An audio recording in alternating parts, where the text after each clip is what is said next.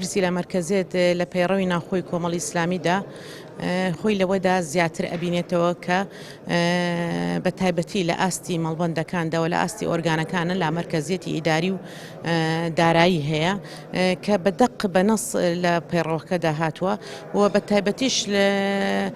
لە بابەتی مەسئولی مەڵبەندەکانە کە بەدەقێکی ڕوون هاتووە کاڵێ مەسئولی مەڵبەندەکان دەسەڵاتی دارایی و کارگێڕی خۆیان هەیە و ڕاستەوخۆ ئیشی خۆیانەکەن. دیارە پرسی لە مەرکەزیەتی ئیداری و دارایی بەناو ئۆرگانەکانی کۆمەڵدا حتمەن شۆڕ بۆتەوە بۆ هەمووی وەکو چۆن مەسەلە لە ئاستی قیادە مەرکەزیەتێکی خۆی هەیە لە بڕیاردانە بە هەمان شێوە ئەو حەقەشی داوە بە خوارەوەی خۆی بە ئاستەکانی خوارەوە لە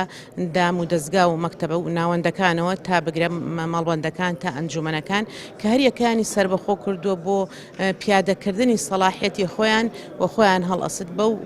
سەلاحیەتە.